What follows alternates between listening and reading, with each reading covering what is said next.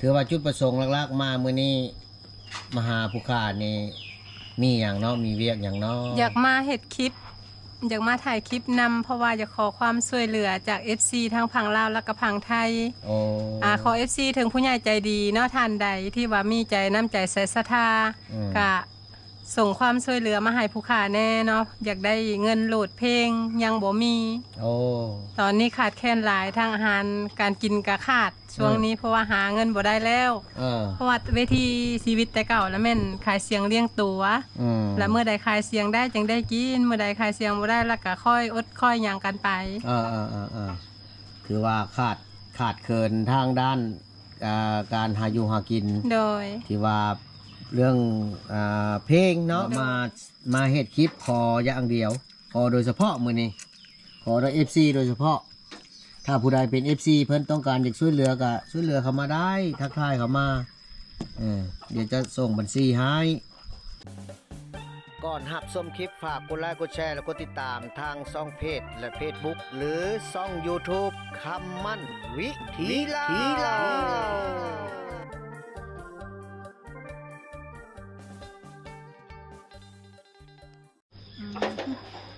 สบายดีท่านผู้ชม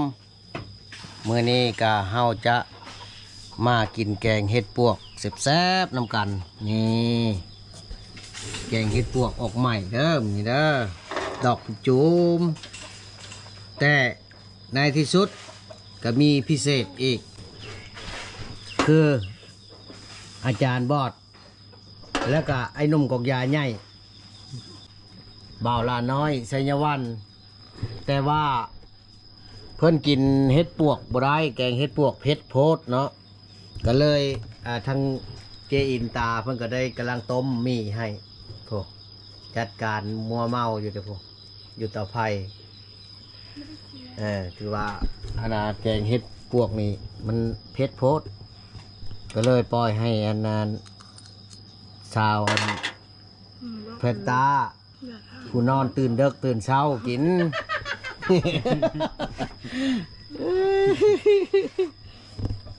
เอาสบายดีจานบอดโดยสบายดีท่านผู้ชมและก็ FC ทั้งฝั่งลาวและก็ฝั่งไทย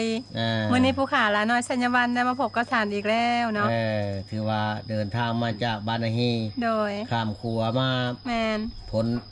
พลไปตกเนาะโดยแต่ว่าน้ำขึ้นแม่นแหละขัวใกล้สิไปแล้วแม่นบ่โดยโอ้ถือว่าจุดประสงค์หลักๆมามื้อนี้มาหาผู้ค้านี่มีหยังเนาะมีเวียกหยังเนาะอยากมาเฮ็ดคลิปอยากมาถ่ายคลิปนำเพราะว่าอยากขอความช่วยเหลือจาก FC ทั้งฝั่งลาวและก็ฝั่งไทยขอ FC ถึงผู้ใหญ่ใจดีเนาะท่านใดที่ว่ามีใจน้ำใจใส่ศรัทธาก็ส่งความช่วยเหลือมาให้ผู้ค้าแน่เนาะอยากได้เงินโหลดเพลงยังบ่มีตอนนี้ขาดแคลนหลายทางอาหารการกินก็ขาดช่วงนี้เพราะว่าหาเงินบ่ได้แล้วเพราะว่าเวทีชีวิตแต่เก่าแล้วแม่นขายเสียงเลี้ยงตัวแล้วเมื่อใดขายเสียงได้จึงได้กินเมื่อใดขายเสียงบ่ได้แล้วก็ค่อยอดค่อยหยังกันไปคือว่าขาดเคินทางด้านการหาอยู่หากินโดยที่ว่าเรื่อง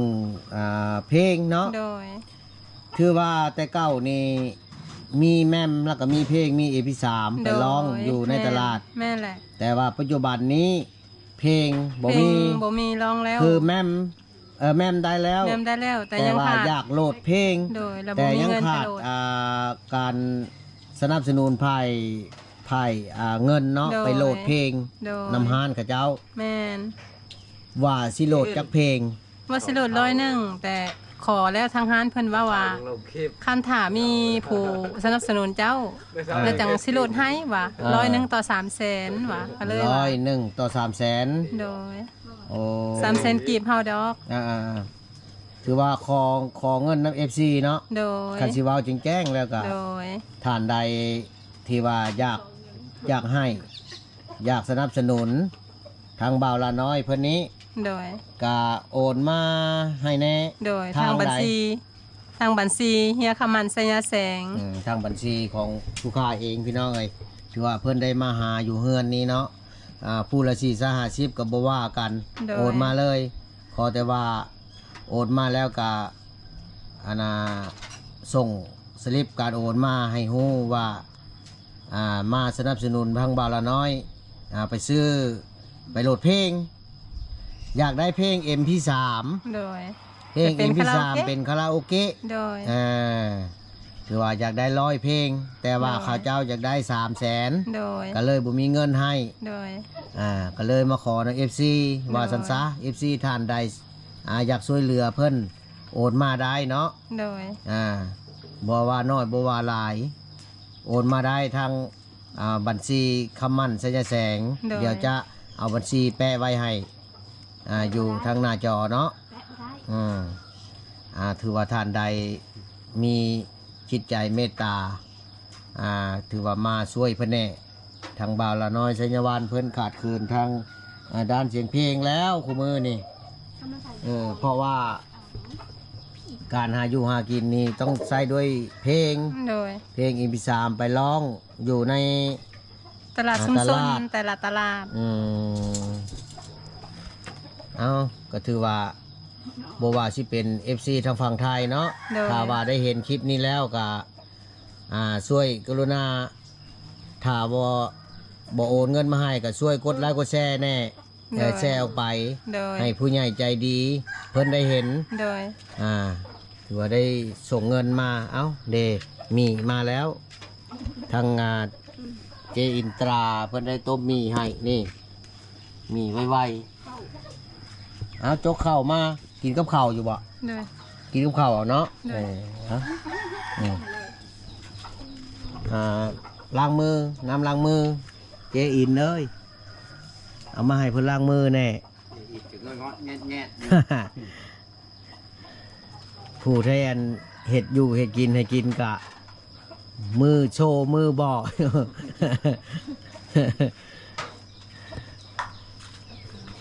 อันนี้เป็นแกงเห็ดปวก แต่ว่าเห็ดแกงเห็ดแล้วมันเผ็ดโพดกินบ่ได้บ่เคยกินเผ็ดเนาะ โดย อืม เพราะว่าอยู่ตลาดพัดเข้าเจ้าเห็ดแต่ขวดแต่จืนเห็ดแต่ปิ้งแต่หยังเนาะแล้วก็เลยกินเผ็ดบ่ได้ เอาล้างมือก่อน ทางนี้บ่ ล้างมือก่อนล้างมือกินข้าวกินต้มมี่มันจังบ่เผ็ดปานใดกินแกงเห็ดปวกผัดเผ็ดลืมบ่ฮู้ว่ากินแบบบ่เผ็ดเอาบัดนี้นั่งยังอันนั้นยังแพรเสร็จมือเอาแพรเสร็จมือมาให้เพิ่นนั่งท่าจักหน้อย บ่ทานเลย ไอ้หนุ่มกกยาใหญ่เอ้ยบอกทักทายสบายดี FC กับว่าบุเป็นว่ะเป็นแต่ห้ำกกยา เอากินเด้คือว่ากินข้าวกะคือในนี่แหละพี่น้องเลยเพิ่นบ่เห็นเนาะตาบอดบ่เห็นพิการทางสายตา มาได้ เอากิน ต้องบ่เอาชมมาให้ลาว เบื้องก็ได้ บ่วงเอาบ่วงก็ได้ บ่บ่วง กินมีกับข้าวที่แหละเขาแนวกินแกงเห็ดปวกบ่ได้ โดย ตัก อืม มันจะได้บ่วง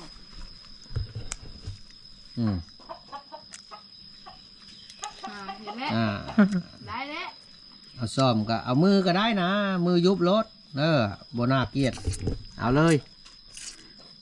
แต่คลิปกินคือเจ้าก็ยังเอามือพาดรถรวยลายรถบ่ได้เห็นว่าจะเอาซ่อมเอาบ่วงไปทางเอาถือว่าท่านใดที่ว่ามีน้ำจิตน้ำใจเนาะเมตตาโอนมาให้เพิ่นเด้อคือว่าโอนมาให้เพิ่นแล้วกับผู้ค้าก็จะแจ้งให้รับรู้ว่าจะมามอบเงินให้ทั้งบ่าวละน้อยเพิ่นให้เป็นทางการจะเฮ็ดคลิปให้รับรู้นำว่าได้เอาเงินให้แล้ว ผู้ใดที่ว่าอยากโอนในเพิ่นกะ พัก โอนมาเลยจากทายเขามาทาง Facebook ของคำมันสัญญาแสงก็ได้ถือว่ามื้อนี้เพิ่นมาขอโดยตรงได้พี่น้องเอ้ยมื้อนี้แม่นเพิ่นมาขอเลยมื้อนี้ โดยมันจำเป็นแท้ๆถ้าบ่จำเป็นนี่บ่กล้ามาขอแบบนี้เนาะ ถือว่าท่านใดถือว่า มีน้ำใจเมตตาก็โอนมาให้เพิ่นเลยบ่ว่ากันเนาะไผสิให้น้อยให้หลายถือว่ามาเฮ็ดคลิปขออย่างเดียวขอโดยเฉพาะมื้อนี้ขอโดย FC โดยเฉพาะถ้าผู้ใดเป็น FC เพิ่นต้องการอยากช่วยเหลือก็ช่วยเหลือเข้ามาได้ทักทายเข้ามาเดี๋ยวจะส่งบัญชีให้แล้วจะเฮ็ดคลิปการมอบเงินให้ข้างแน่เด้อพี่น้องเด้อ ตายแล้ว